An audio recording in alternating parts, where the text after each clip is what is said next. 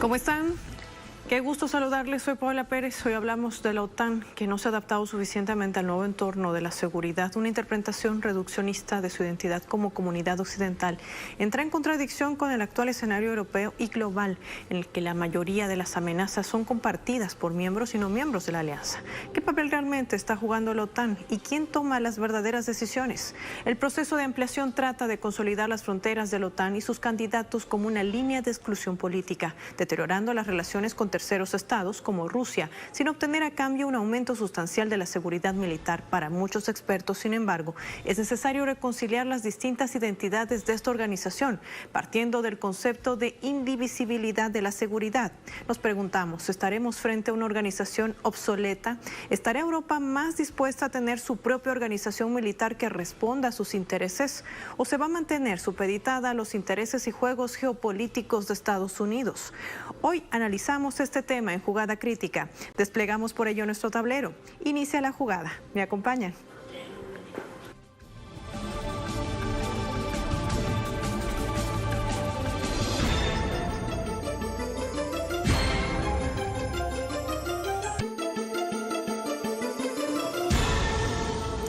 ¿Cómo es posible que en tan pocos años se haya producido un deterioro de la confianza mutua como el actual? La falta de identidad y la credibilidad de la OTAN hacen tambalear no solo los intereses de sus miembros, también abren las críticas. Vamos a recibir por ello y revisar algunas interpretaciones. Si las puertas de la OTAN estuvieran realmente abiertas para Ucrania, si fueran honestos, no tendríamos que convencer a la alianza para cambiar de opinión y cerrar los cielos sobre nuestro país por las muertes que están trayendo las fuerzas aéreas rusas. No nos escuchan o no nos quieren escuchar. Algunos estados de la OTAN se asustaron diciendo que no podían responder, que no podían enfrentarse a los misiles y aviones rusos en el cielo ucraniano, porque conduciría a una escalada, a la Tercera Guerra Mundial. Pero ¿qué dirán si Rusia va más allá? En Europa invadiendo otros países. Estoy seguro que dirán lo mismo que le están diciendo a Ucrania. El artículo 5 del Tratado de la OTAN, que un ataque a cualquiera de los aliados se considera un ataque a todos, nunca ha sido tan débil como es ahora. Es solo nuestra opinión. La disuasión y la defensa no se trata de provocar un conflicto, sino de prevenir un conflicto. Se trata de preservar la paz y la tarea central de la OTAN es preservar la paz y prevenir el conflicto. Lo hemos hecho durante más de 70 años y debemos continuar. Las intervenciones de la OTAN lideradas por Estados Unidos durante las últimas décadas van desde Guatemala, Cuba, Vietnam, Congo, Nicaragua, Irak, la República de Yugoslavia, Afganistán, Libia y Siria.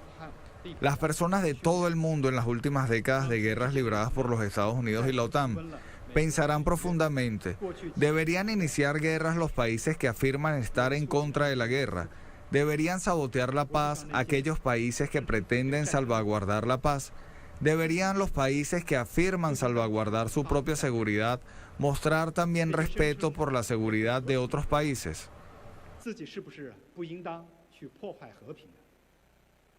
La clave para resolver la crisis de Ucrania está en los Estados Unidos y la OTAN.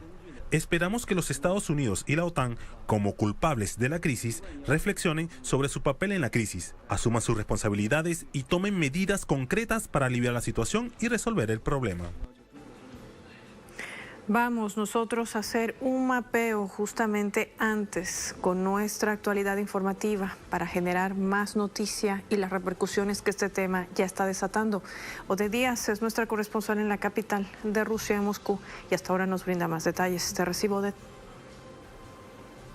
Saludos, colega, gracias por el contacto. En momentos complejos como los que se viven actualmente ante el conflicto bilateral entre Rusia y Ucrania, la Organización del Tratado del Atlántico Norte, OTAN, a decir de autoridades, expertos y medios de prensa, juegan un papel primordial en el desencadenamiento de este entramado bélico y aún así sus representantes siguen apostando por la vía militar, dejando a un lado la diplomática y así echar más leña al fuego que arde.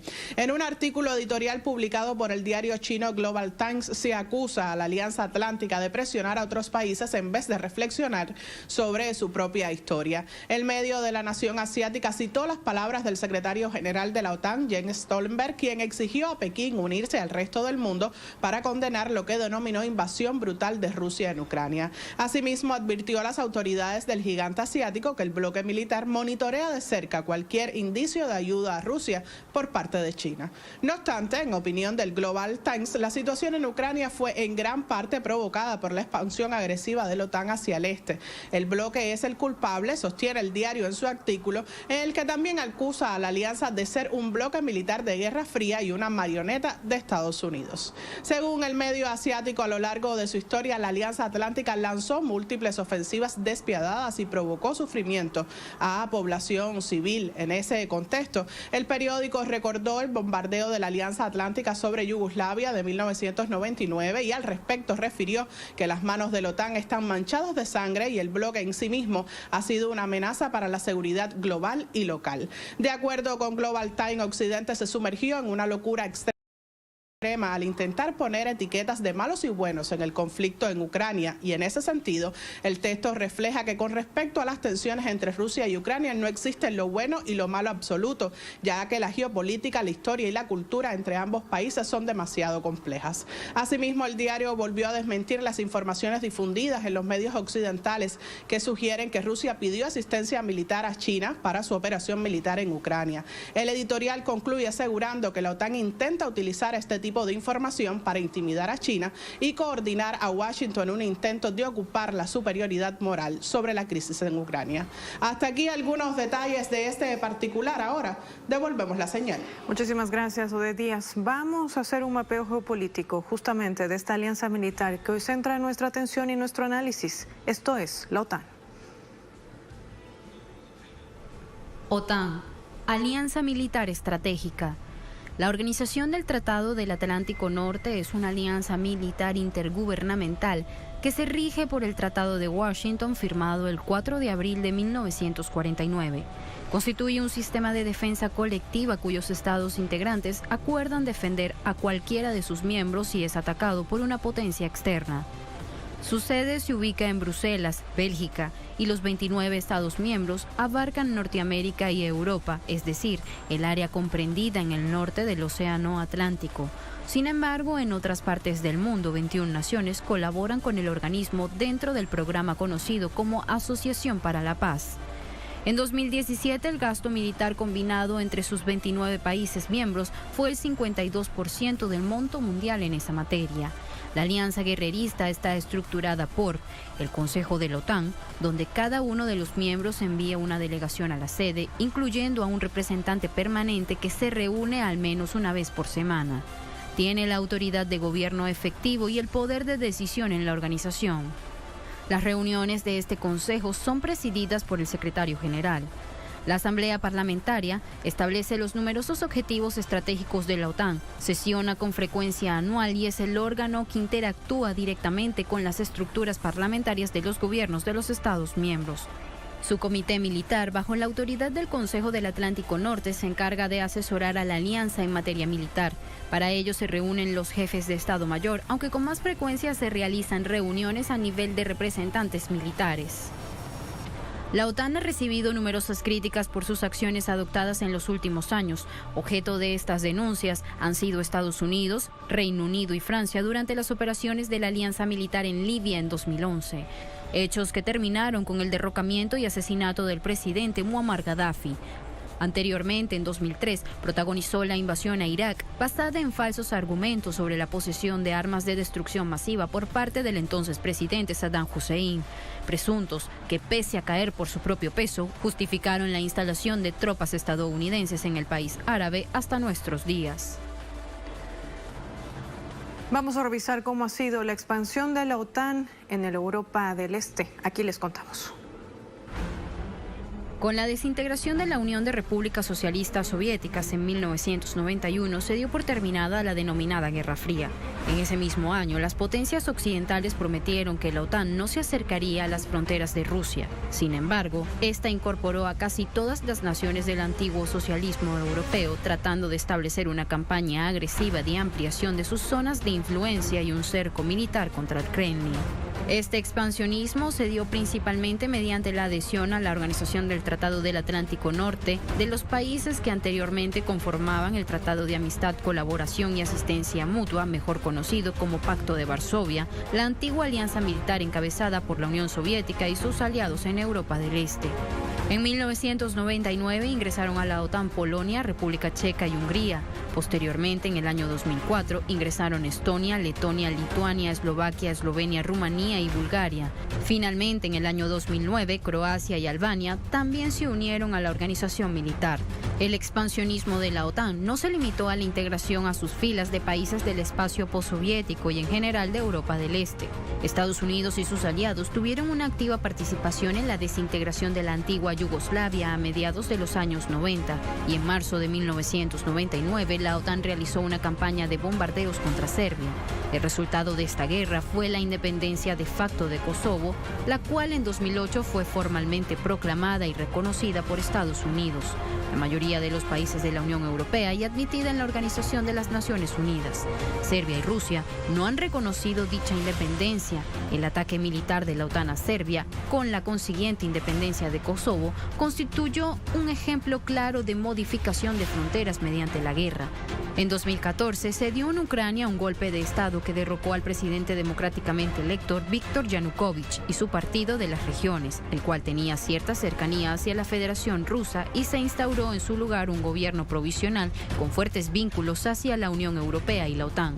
De tendencias fascistas, desde este hecho se generaron fuertes actos de repudio al golpe de Estado, que incluyó una rebelión popular en la península de Crimea, que llevó a un rompimiento con Ucrania y a un posterior referéndum en el cual masivamente la población aprobó su unión plena al gobierno de Moscú.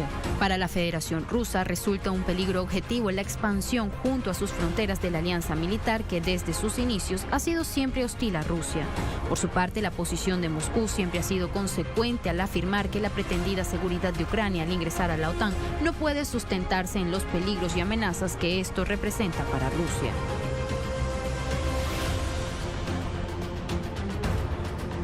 Vamos a marcar la primera pausa en esta jugada crítica y con ella les compartimos nuestra jugada estratégica. La invitación para que participen con nosotros a través de nuestras cuentas activas en la red social Twitter.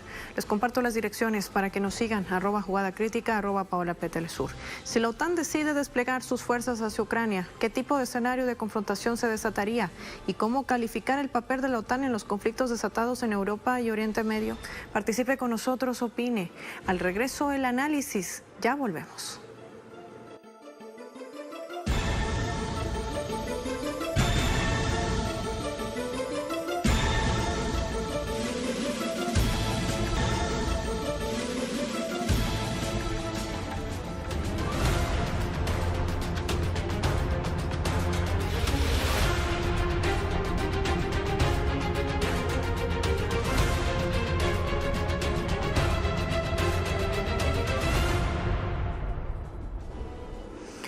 Repasemos cómo se ha comportado el progresivo cerco de la OTAN a potencias emergentes como Rusia y a qué tiempo se remontan estas acciones. Aquí lo vemos.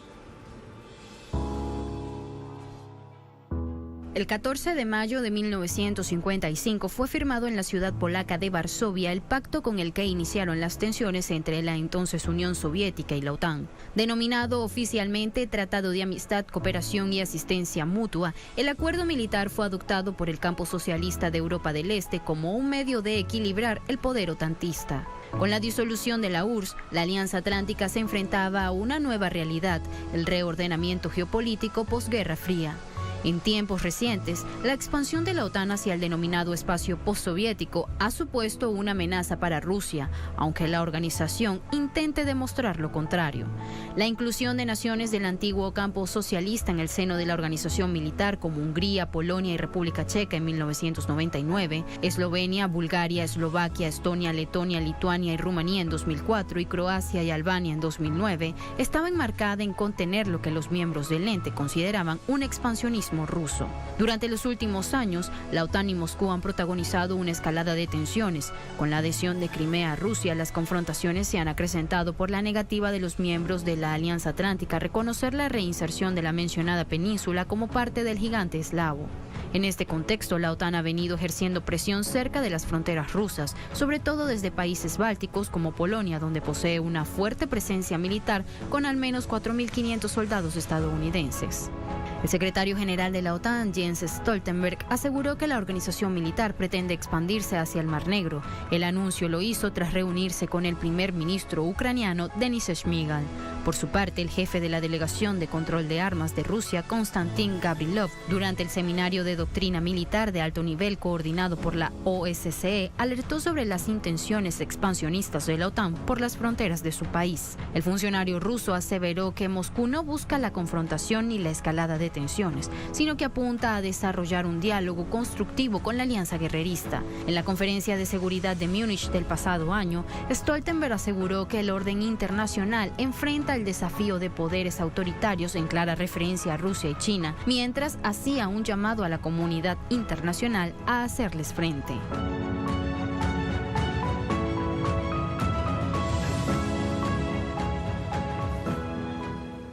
Vamos a someter este tema a análisis. Recibimos por ello a nuestros invitados. Desde Rusia nos acompaña Cristiana Mesa, especialista en temas de Rusia, autora además del libro La paternidad del mal. Y desde Argentina recibimos a Silvina María Romano, miembro del Centro Estratégico Latinoamericano de Geopolítica, la CELAC, investigadora del Consejo Nacional de Ciencia y Tecnología, CONICET. Ambos gracias por su tiempo para Telesur. Bienvenidos a esta jugada crítica. Voy a empezar por las damas, si me permite Cristian, y se mantiene con nosotros en línea, para preguntar con Silvina. Me gustaría desglosar este tema, hay mucho que decir, y hacerlo por partes también nos ayuda a poder no solamente poner las aristas sobre la mesa, sino también para que nuestros televidentes de América Latina, el Caribe y el mundo puedan entender de qué realmente estamos hablando. Muchos miembros y líderes del mundo hablan de la neutralidad de la OTAN como una característica fundamental. Otros lanzan críticas porque dicen que hay una pérdida de identidad. En medio de este contexto, te quiero preguntar, ¿cómo calificamos entonces el papel de la OTAN, sobre todo en los últimos conflictos bélicos registrados en Europa, sobre todo en el este de ese continente, y más aún cuando hay posturas encontradas? Por un lado vemos a un presidente ucraniano decir, nos han cerrado las puertas, siempre quisimos formar parte de la OTAN, ahora sabemos que no lo vamos a hacer. Por otro lado, Bosnia, que insiste en su adhesión a la Unión Europea y también formar parte de la línea de la OTAN. Y por otro lado, escuchamos a un presidente serbio decir, no me interesa formar parte de la OTAN porque no olvidaremos los crímenes contra nuestros niños desatados en 1999. ¿Se trata simplemente de discursos políticos? ¿Cómo lo calificas? ¿Cuál es tu lectura? Bienvenida. Hola a todas y todos. Bueno, muchas gracias por el espacio y bueno, dispuesta a clarificar algunas cosas. Con respecto a la postura de la OTAN como neutral, bueno, es complicado que una alianza militar tenga una postura neutral en general, ¿no? Me parece que si vamos al momento en que se crea la OTAN, por cierto, que es una alianza de seguridad, los albores o el inicio de la Guerra Fría, bueno, su objetivo era contener al comunismo, claramente dicho. Así como se firmó en América Latina el Tratado Interamericano de Asistencia Recíproca, en una línea similar, digamos. Pero con la perestroika, con la desarticulación de la Unión Soviética, ahí viene la parte curiosa, ¿no? De que sigue en pie la OTAN. No se pone en cuestión la persistencia de una alianza de seguridad que tenía como misión, como origen, una disputa con el bloque comunista que ya en ese momento estaba desarticulando y además estaban haciendo acuerdos pertinentes para que en ese momento entonces el Estado ruso ingresara al sistema capitalista internacional, de modo tal que ahí hay una primera voz de alarma, ¿no? ¿Por qué perdiste la OTAN? Defendiéndose de qué o qué intereses. Bueno, y ahí está, ¿qué intereses defiende? La OTAN es una alianza de seguridad organizada en torno a la arquitectura institucional internacional generada después de la Segunda Guerra Mundial y liderada por Estados Unidos. Ya existen muchas otras organizaciones, pero esta en particular llama la atención porque era una alianza de seguridad. Entonces, ¿qué intereses persigue? Bueno, esta cuestión de contener la contención del comunismo tan famosa por Kelan, el que articuló un poco la ideología y la terminología de Guerra Fría. Bueno, ¿qué pasa? Desaparece este enemigo, pero ¿por qué persiste y cuáles son los intereses ahí? Bueno, los intereses tienen que ver con las esferas de influencia. Y a mí me gustaría remarcar esto, porque durante la Guerra Fría era muy fácil hablar, incluso en los medios de comunicación, de guerra, esferas de influencia, es decir, las áreas donde las potencias consideran que tienen la potencialidad de expandirse o de adquirir determinados territorios, sea para cuestiones comerciales o sea incluso de presencia en territorio, ¿verdad? Para Estados Unidos y la OTAN, por ejemplo, el hemisferio occidental es esfera de influencia de Estados Unidos. No puede haber ninguna otra potencia que detente ese espacio. Para la Federación Rusa, la esfera de influencia son los ex países de la Unión Soviética y sobre todo los países que son limítrofes con su Estado. Entonces, esa es una perspectiva estratégica, digamos, de guerra que suele no estar tan presente en los relatos del periodismo, cómo planteamos los conflictos, ¿verdad? Pero hay una cuestión que es de táctica, estrategia de defensa y de seguridad clara, y que además, como bien comentaron, cuando se desarticula la Unión Soviética, una de las promesas de los países occidentales era no expandirse hacia esa esfera de influencia. Entonces, bueno, con el correr de los años, imagínense, 30 años después, ya la OTAN había anexado por lo menos 13 países de esa esfera de influencia a pasarlos a una organización, una perspectiva política e ideológica más vinculada a la doctrina de seguridad de la OTAN, ¿verdad? Entonces, la neutralidad es complicado verlo, tanto la postura de Rusia, ¿verdad?, como la postura de la OTAN. Me parece que la cuestión de la neutralidad no sería el punto de partida para encontrar ningún tipo de acuerdo, sino más bien asumir de que no hay neutralidad y trabajar más en términos de diplomáticos, con lo que queda en pie de esta arquitectura institucional internacional, con lo que queda en pie, digo, la arquitectura institucional de corte occidental, que viene de fines de la Segunda Guerra Mundial, trabajar con eso en pos de generar un acuerdo que de alguna manera salve las necesidades, los intereses de cada una de las partes.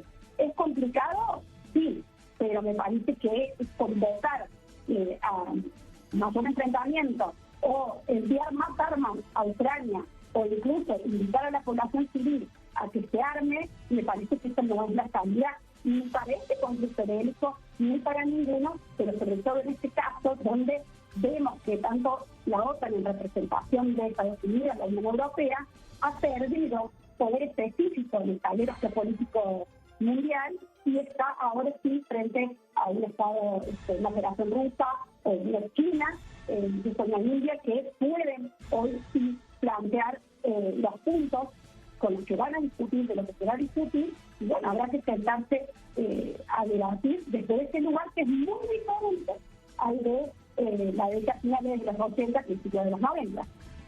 Sin lugar a dudas, ahí está el primer matiz que nos brinda Silvina María Romano. Vamos a sumar a Cristian Lamesa, que también nos acompaña en directo. Cristian, hablemos de los famosos dividendos de la paz, entre comillas lo voy a poner. Tras la estrategia que despliega la OTAN en los últimos años, ¿cómo calificar su papel sobre todo? ¿Y qué coincidencia hay sobre el manejo de seguridad y defensa que implementa Europa con la política de seguridad y defensa en los intereses de Estados Unidos? Porque si revisamos la estrategia militar que despliega la OTAN, por ejemplo, tras la invasión a Afganistán, por mencionar un solo hecho, son los mismos que se emplean en la actualidad. Es decir, ¿qué ha cambiado? Y si realmente esto le está llevando un declive total, como califican algunos otros expertos, en torno a esa secuencia histórica de los hechos que además nos llevan a ver el papel fundamental que juega o que seguirá jugando la OTAN. ¿Qué opinas? Bueno, primero, buenas noches desde aquí, desde Moscú. Un placer estar hablando con ustedes, Paola. Tuve un problema, perdí el retorno en la primera parte de la pregunta. ¿Serías tan amable de repetírmela brevemente, por favor? Hablar contigo es un poquito el tema de este aspecto. Hemos visto el desempeño del papel de la OTAN en los últimos años, hasta el 2021, cuando además se hacía la participación en pro de la defensa de los dividendos de la paz, socavando además la seguridad y soberanía de los países bajo ese pretexto de la lucha contra el terrorismo, que se convierte en una escalada global, en una arremetida profunda que hace además Estados Unidos. Pero quiero saber qué realmente se aplica. ¿Hay una verdadera defensa de la política europea que comulga con la defensa que plantea Europa? Es decir, ¿realmente hay una organización que responde a los intereses de ambos bloques o tan solo responde a intereses de un solo bloque? Identificar cuál es y a qué mando realmente responde, es decir, ¿quién manda realmente en la OTAN? Bueno, indudablemente quien manda en la OTAN es Estados Unidos. Desde un comienzo, desde el mismo nacimiento de la organización, el eje que dirige todas las decisiones de esta organización de la Alianza Atlántica es Estados Unidos, sin duda. Basta recordar su nacimiento en la presidencia de Harry Truman, para entender justamente que surge, como bien dijeron antes, como una alianza para responder a una supuesta amenaza, un supuesto peligro que representaba la Unión Soviética, peligro que nunca se plasmó en la realidad. Y desde ese mismo comienzo, digamos que a mi modo de ver, y por todo lo que yo he analizado, ha sido una organización militar que se ha dedicado casi de forma exclusiva a tener una política de acoso hacia la Unión Soviética en su momento y muy claramente hacia Rusia a partir de la caída de la Unión Soviética. Para esto que estoy diciendo, basta recordar simplemente el hecho histórico de que en 1954 la Unión Soviética formalmente pidió el ingreso a la OTAN, el cual fue denegado, por supuesto, en términos muy duros para lo que es el lenguaje diplomático, o sea que esta política de puertas abiertas no están de puertas abiertas. El argumento que esgrimía la Unión Soviética para este pedido justamente era el conjurar con este hecho cualquier escenario de peligro, ¿no? Estando todos unidos en la misma alianza.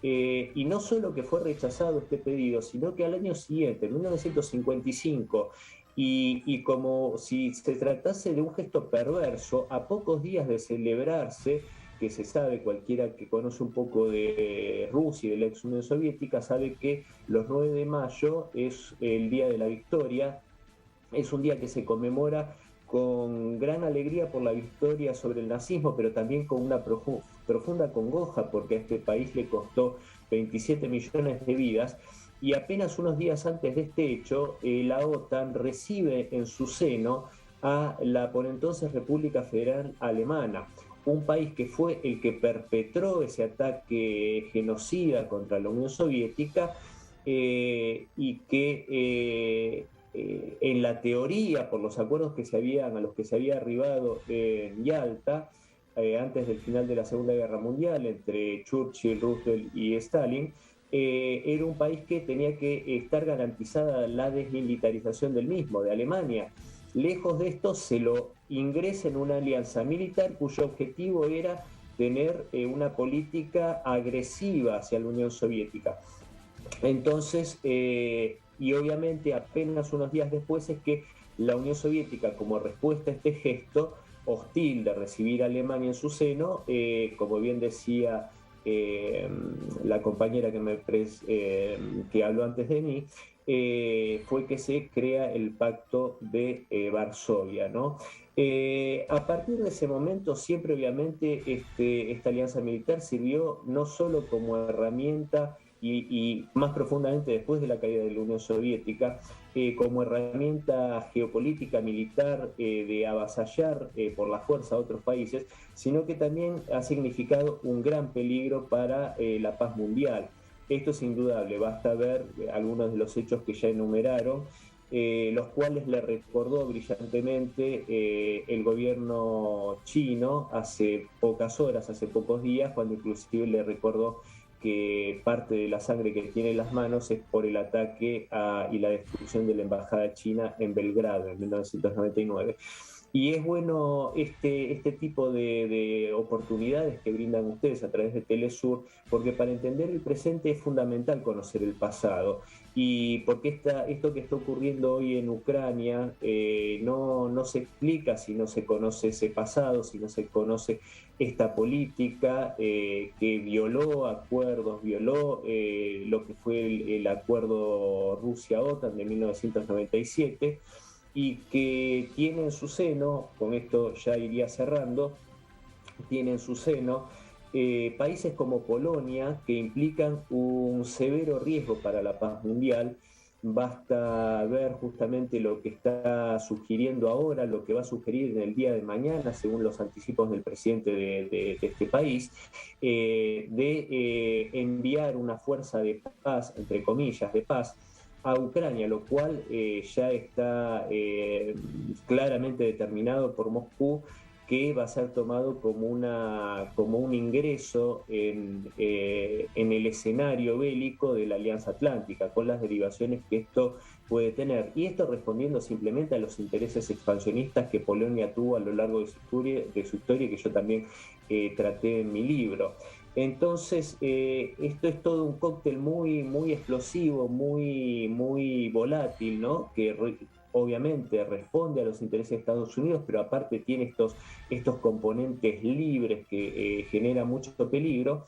Y por otro lado, tenemos al secretario general Jens Stoltenberg, que realmente si hay algo de lo que hace gala es de la falta de tacto y de diplomacia con sus declaraciones, como algunas semanas antes, unas 2 semanas, si mal no recuerdo, antes de que iniciase Rusia la operación militar, cuando dijo que si el problema de Rusia, el problema de Moscú era tener demasiada OTAN dentro de sus fronteras, iba a tener más OTAN cerca de sus fronteras.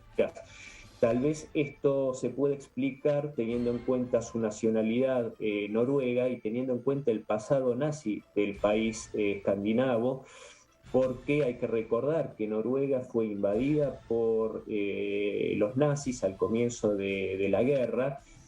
Fue gobernado por un gobierno autónomo noruego que respondía a los nazis con gran simpatía por ese régimen, y recién se retiraron las tropas el 7 de mayo de 1945, un día antes de la capitulación en Occidente.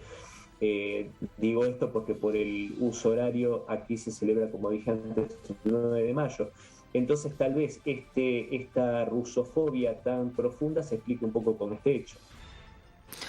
Sin lugar a dudas, parte de la historia que además nos ayuda a entender el por qué estamos en esta situación y en este momento que atraviesa también la crisis que se desata sobre todo al este de Europa y la participación indirecta de la OTAN en territorio, aunque ya hay un pronunciamiento marcado del despliegue de fuerzas de seguridad que podrían derivar en un escenario bastante crítico.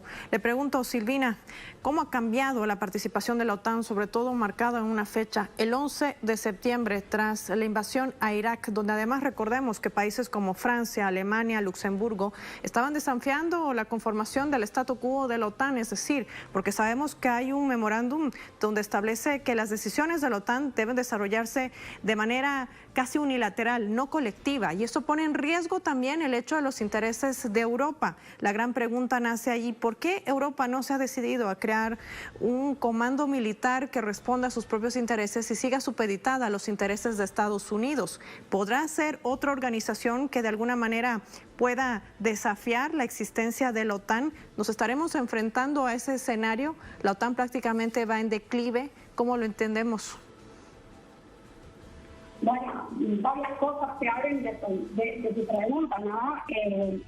Por un lado, lo del 9/11, ¿no? ¿Qué justificó el 9/11 con toda la tragedia que implicó? ¿Verdad? Estamos hablando de una tragedia, del 9/11, pero ¿qué justificó? Justificó una reorganización de los aparatos de seguridad estatales, tanto primero en Estados Unidos, luego también exportado a los países de la Unión Europea, de una mayor vigilancia hacia adentro de sus poblaciones, a través de la ley patriótica, y sobre todo en virtud de las relaciones con el Medio Oriente, las relaciones, los conflictos, las tensiones.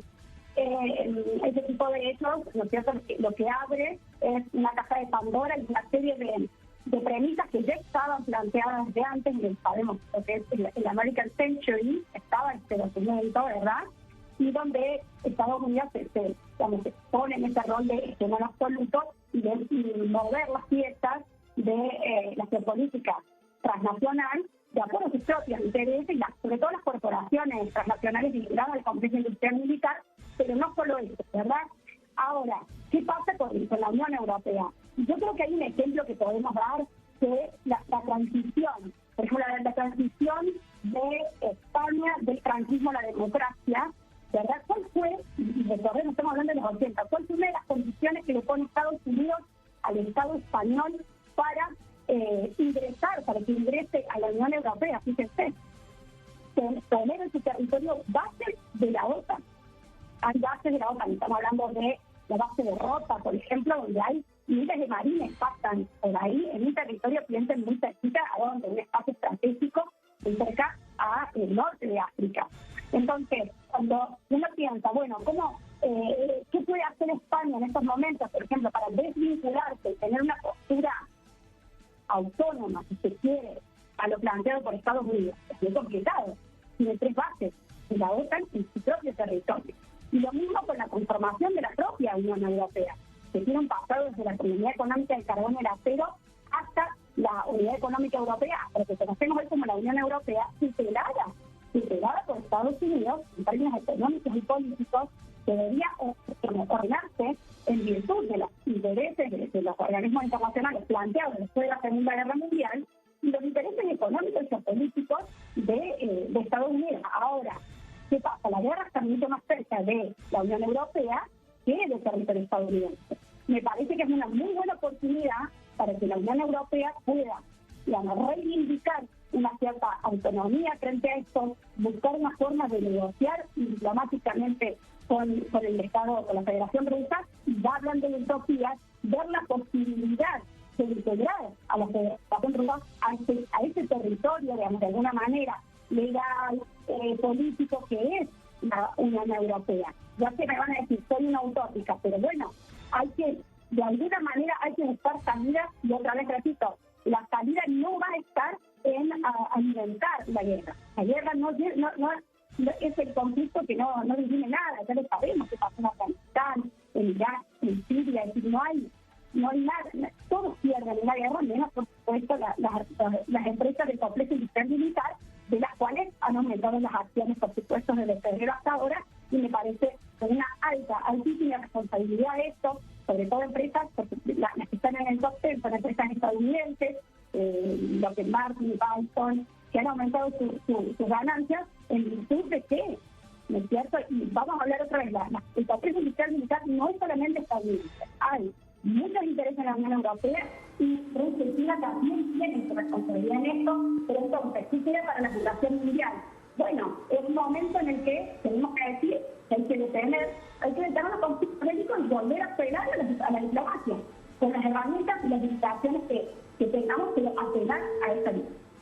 Quiero agradecerte, Silvina María Romano, por tu análisis crítico en torno a esta situación, y a Cristian La Mesa también por ponernos en contexto en todo lo que es materia histórica, que nos ayuda a entender no solamente el papel que juega la OTAN, sino también los países miembros de esa organización transatlántico norte, y además las implicaciones y riesgos y estrategias que se manejan no solamente de lo que se conoce a través de los medios de comunicación, sino tras bambalinas, que nos ayudan a entender los verdaderos intereses, no solo geopolíticos, sino también geoeconómicos, porque recordemos que la guerra es un negocio que no tiene pérdidas, porque mientras se suscitan estos hechos de escalada de tensiones, sobre todo al este de Europa, se sigue armando Ucrania, se sigue comprando armas, no se ha detenido esto, mientras se avisora una galopante hambruna para este año y el próximo año en medio de esta tensión, cuando además ya el presidente de Rusia, Vladimir Putin, ha dicho: vamos a seguir vendiendo energético a Europa, pero que nos paguen en rublos, no aceptaremos ni euros ni divisas. El panorama se complica también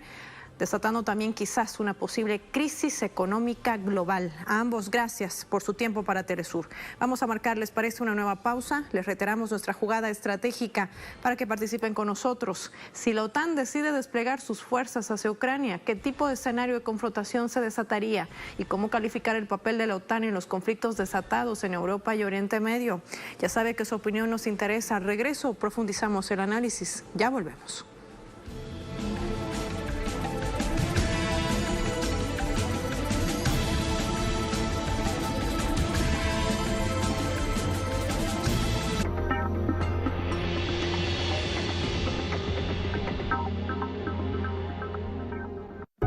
Es nuestro deber revertir el daño que ocasionamos al planeta.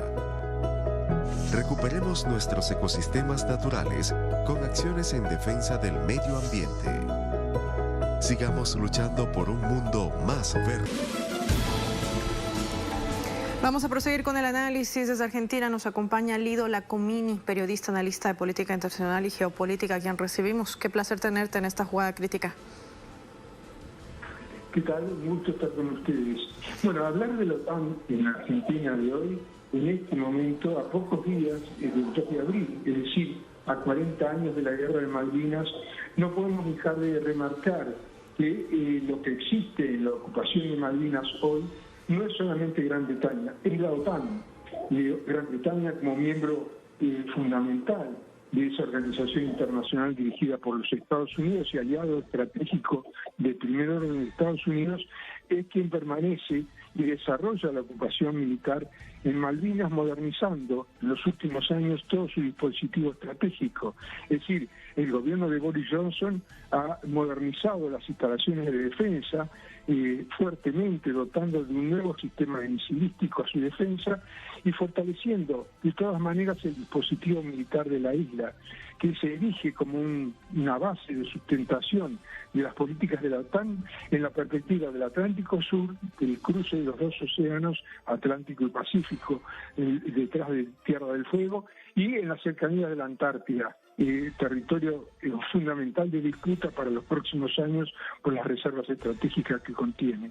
Y por otro lado, por supuesto, es una base hacia el resto de América Latina, es decir, la amenaza norteamericana hacia los países de América Latina se expresa a través de la OTAN en las Islas Malvinas. Por eso para la Argentina, este problema que hoy tenemos con la OTAN a escala internacional adquiere una relevancia particular porque nos afecta de una manera directa, estrictamente directa. Recordemos que el fortalecimiento de la alianza británico-norteamericana que se produce en los momentos en que la Unión Europea se pone detrás de ella, por supuesto implica un papel de la OTAN y un papel de las Malvinas más destacado. A nosotros nos es conveniente siempre la distancia del resto de la Unión Europea de Gran Bretaña, porque en ese caso la Unión Europea tiende a tomar distancia en su pronunciamiento sobre la soberanía de las Islas Malvinas y en las reclamaciones argentinas en las Naciones Unidas. Este es un tema de estrategia política internacional en el marco de la geopolítica mundial. Por eso para nosotros lo que esté pasando en este momento con la OTAN es de suma importancia y de incidencia directa en los intereses estratégicos de la República Argentina. Este concepto de reivindicación por las Islas Malvinas, que además no deja de ser un derecho y una petición inclaudicable del pueblo argentino y quizás de toda la comunidad latinoamericana a favor de esa nación suramericana, ¿cómo calificarías entonces el papel de la OTAN? ¿Como proteccionista o invasionista? Bueno, es una herramienta estratégica norteamericana y responde a las estrategias imperiales que tiene Estados Unidos y va variando de acuerdo a cómo varían su dispositivo internacional y sus intereses. Creo que en ese sentido la OTAN desde su nacimiento cumplió ese papel. Primero, disimulada entre los acuerdos tras la Segunda Guerra Mundial, pero en los últimos años claramente ha cumplido, inclusive teniendo en cuenta lo que pasó en Yugoslavia, es decir, las de Libia, las distintas intervenciones internacionales que ha tenido siempre al servicio del interés norteamericano y de la geopolítica norteamericana. En este momento cumple un papel importante en cuanto a tratar de generar una atracción fuerte sobre el resto de Europa para enfrentarla con Rusia y por supuesto detrás de ello en su estrategia contra China como cosa fundamental. En ese sentido también hoy tiene un papel específico, distinto quizás de otras épocas, porque tiene que ver con el momento de la coyuntura internacional del enfrentamiento entre Estados Unidos y las grandes potencias emergentes de Euroasia, en este caso de China y de Rusia como aspecto fundamental, pero no olvidemos que se extiende mucho más allá. Venimos de la salida norteamericana de Afganistán, ¿no es cierto?, donde ha perdido un lugar clave e importante. En ese sentido, esto es una especie de contraofensiva norteamericana para no retirarse enteramente del escenario tradicional que ha marcado el imperio norteamericano en el mundo contemporáneo. Ahora, Joe Biden anunciaba su visita a Polonia, lo hará el 25 de marzo, tras esta cumbre que se desarrolla en este momento en Bruselas de la OTAN.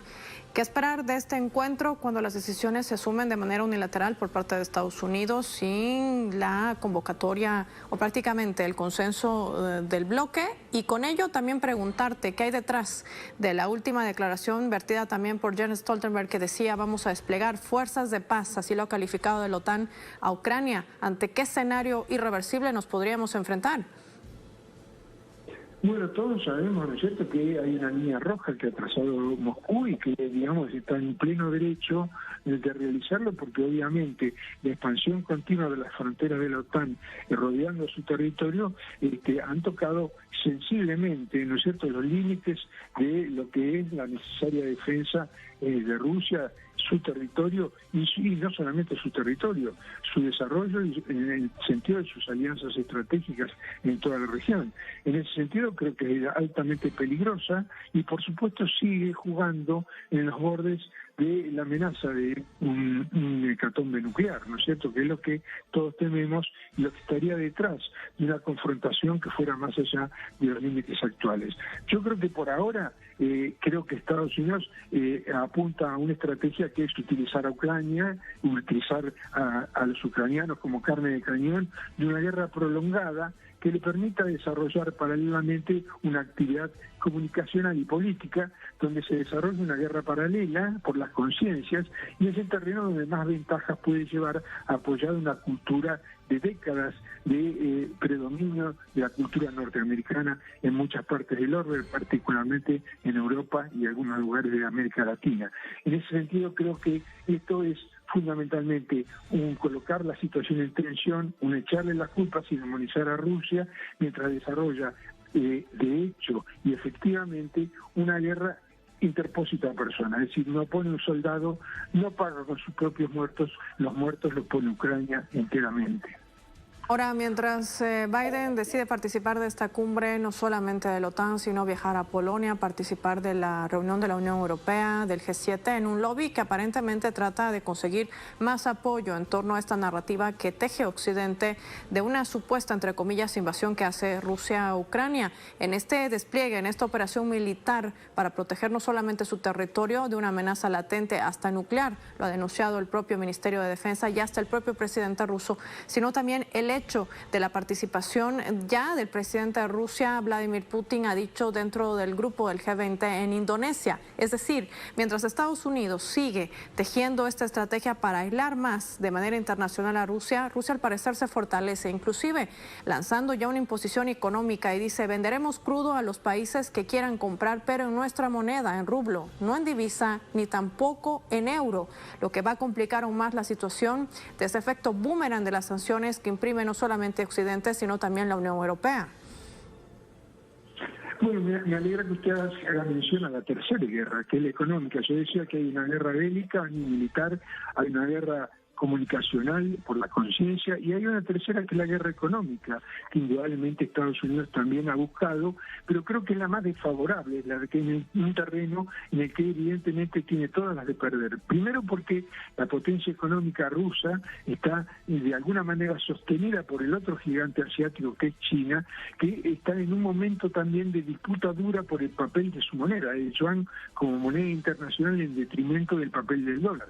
esta situación económica, el problema de la crisis energética y el problema de la crisis del petróleo pone en serias dudas el mantenimiento del dólar como patrón de la moneda internacional de intercambio. Creo que aparecen, así como aparece el rublo en esta movida de Rusia intentando negociar su petróleo, aparece el yuan, por otro lado, desde el lado de China, que de hace tiempo viene discutiendo la inclusión y el papel del yuan en la economía internacional y sobre todo en las políticas de intercambio mundial.